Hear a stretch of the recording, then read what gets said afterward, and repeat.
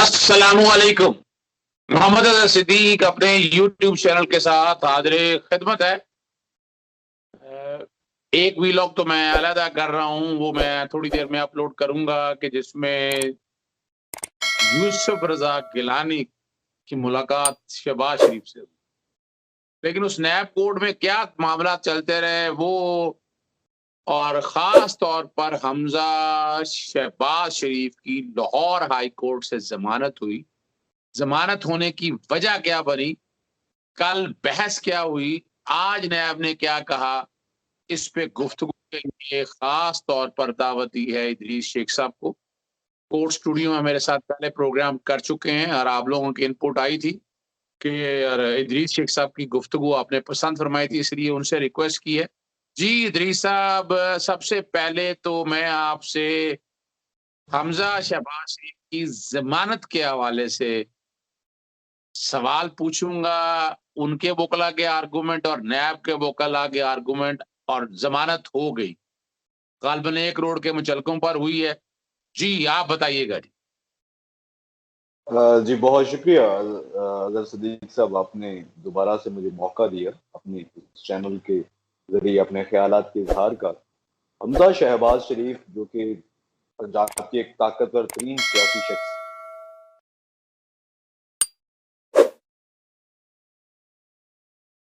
15 से 20 साल की मुस्लिम लीग नून की जो सियासत रही है, तो उस सियासत में बड़ा अहम तरीन किरदार है हमजा शहबाज का।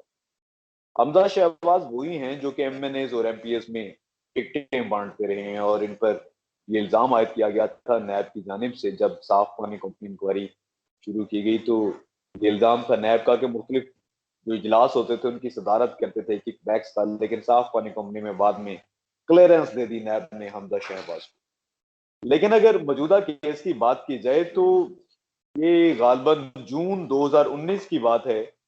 लाहौर हाई कोर्ट में जमानत के हसूल के लिए अबूरी जमानत की 2 दरखास्तें दायर की गई थी हमजा शहबाज की जानिब से। एक रमजान शुगर मिल्स की रेफरेंस से मुतालिक थी, और एक ये मनी लॉन्ड्रिंग और आमदन से जायद असासाजात। और ये मनी लॉन्ड्रिंग और आमदन से जायद असासाजात के बारे में एक मैं बहुत बड़ा इंकशाफ करता चलूं।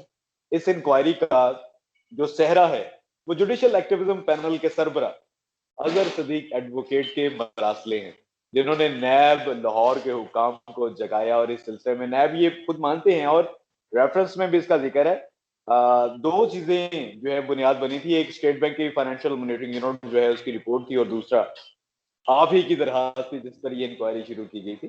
तो इसके साथ यहाँ तो बता दीजिए इदरीस शेख साहब, हम तो लड़ते रहे हैं इन माफियाज के खिलाफ और कोशिश करते रहे कि असल चेहरे बेनकाब कर दे, लेकिन मौजूदा हुकूमत उन मामलात को उस तरह सीरियस ले नहीं सकी।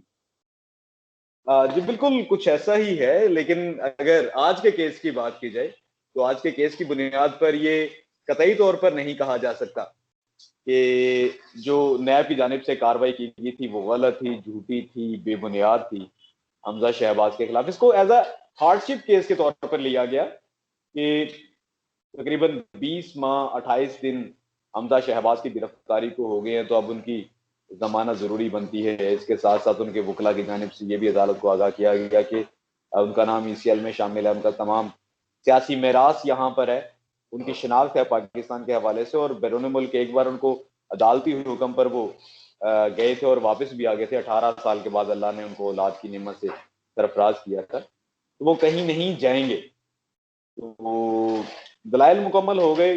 नैब प्रोसिक्यूटर की जानिब से काफी कोशिश की गई, लेकिन नैब शायद उनके जो प्रोसिक्यूटर हैं, लीगल टीम अदालत को मुतमईन नहीं कर सके कि हमजा शहबाज का मजीद पाबंद सलासल रहना बड़ा जरूरी है। उनकी जानिब से तो यह भी कहा गया कि केस की समाअत रोजाना की बुनियाद पर कर लेते हैं, और इस सिलसिले में वाज़ेह शवाहद मौजूद है कि बराह रास्त खतीर रकूम मुंतकिल की गई हमजा शहबाज के अपने जाती बैंक अकाउंट्स में। तो केस का फैसला तो होना ही था, और जब ये केस दोबारा सुप्रीम कोर्ट से रिमांड किया गया था हाई कोर्ट से। अजीज शेख साहब, जो कि चीजों को बड़ा बारीकी से मैंने देखा हुआ है, शहबाज शरीफ और हमजा शहबाज शरीफ के अकाउंटों में बड़ी बड़ी रकम आना, यहाँ को पापड़ वाला या कोई मुश्ताक चीनी और ये सारी चीजें, जो कि आप इन्वेस्टिगेटिव जर्नलिस्ट भी हैं, आपको तो पता है कि ये ओपन एंड शट केस है। तो ये एक नाजरीन के लिए जरा जरूरी है बताना कि ये मेरिट पे नहीं हुई है, हार्डशिप की बुनियाद पर जमानत हुई है। यानी इसको ये बेस नहीं बना सकते कि यानी केस ही कुछ नहीं है। केस तो बड़ा वाज़ेह तौर पर है और नैब ने ये ख्वाहिश का इज़हार भी कर दिया। हम तो बहुत पहले कहते रहे हैं कि डे टू डे इस केस की समाअत होनी चाहिए। फौरी तौर पर यहाँ मैं राणा सनाउल्लाह के हवाले से भी मैं बारहा कई दफ़ा कह बैठा हूँ कि वो तो फर्द जुर्म ही आयद नहीं होने देते, वो भी डे टू डे समाअत होनी चाहिए। तो यानी अब जो कल के आर्गुमेंट्स में बुनियादी तौर पर तो वो केस तो हार्डशिप ही की तरफ लेके गए, बाकी आज के आर्गुमेंट्स भी दें तो सिर्फ हार्डशिप के अलावा मेरिट पे तो मुनासिब नहीं है बात करना। चले हम इसके अलावा आज नीचे जो केस लगा हुआ था, नीचे नैब कोर्ट के पास जवादुल हसन के पास लगा हुआ था और दूसरा अमजद नजीर चौधरी साहब के पास लगा हुआ था केस, वहां क्या हुआ आज नीचे ट्रायल कोर्ट में? ट्रायल कोर्ट में तो आज कोई पेशरफ नहीं हुई। इल्तवा मांगा गया था मनी लॉन्ड्रिंग और आमदन से जायद और साजा से मुतल्लिक इंक्वायरी में जिसमें हमजा शहबाज और शहबाज शरीफ को जेल हुक्काम ने पेश किया था। तो आज चूंकि एडमिन जज जो हैं जवादुल हसन एहतसाब अदालत के, वो इस रेफरेंस पर समाप्त कर रहे हैं। उनके बजाय ड्यूटी जज के रूबरू पेश किया गया था इन मुलजमान को। तो आज इस केस में तो कोई पेशरफ नहीं हुई। इल्तवा मांगा गया और एडजर्न हो गया, जुडिशल रिमांड में भी तोसी हो गई। लेकिन आज की जो डेवलपमेंट थी वहां पर वो यही थी, यूसुफ रजा गिलानी की मुलाकात। चार्टर ऑफ डेमोक्रेसी, अच्छा इस पे गुफ्तगू मैं जो कि अलहदा करनी है और मेरे पास काफी चीजें मौजूद हैं।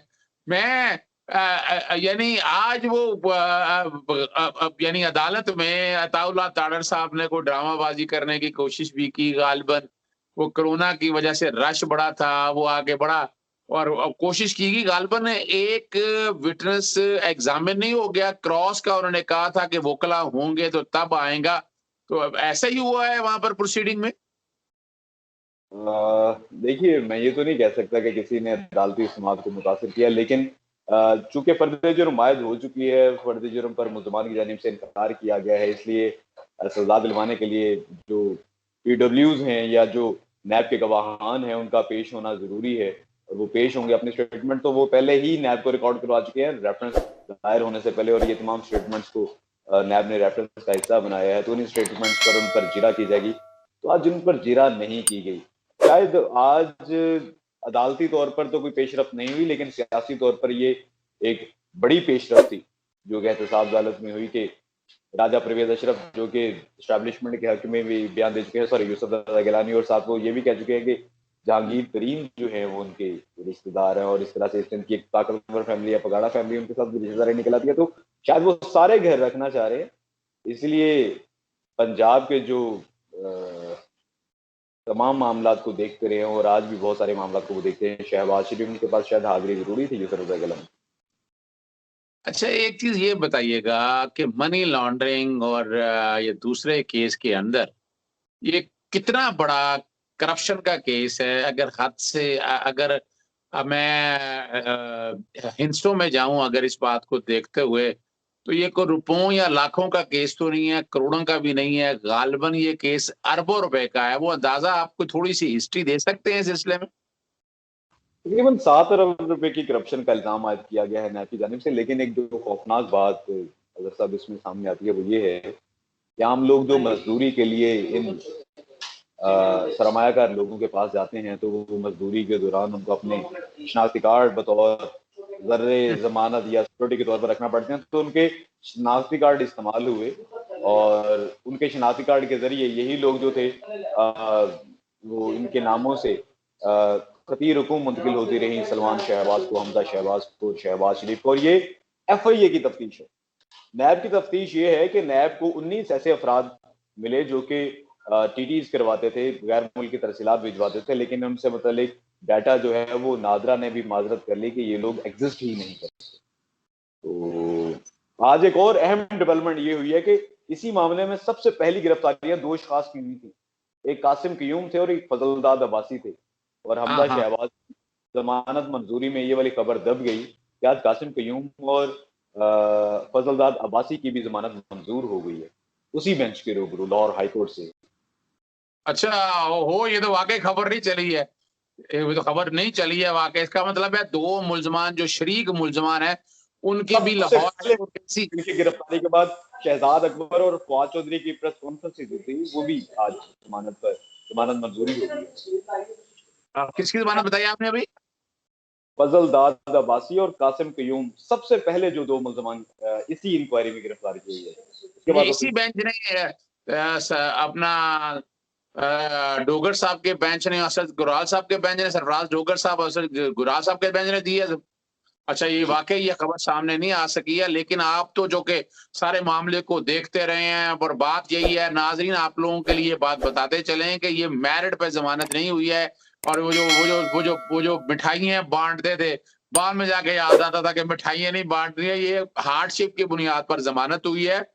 क्योंकि मेरिट के ऊपर तो केस उनका बड़ा स्ट्रॉन्ग नैब का बनता है, एविडेंसेस मौजूद हैं, किस तरह पैसा शिफ्ट हुआ, किस तरह ट्रांसफर हुआ।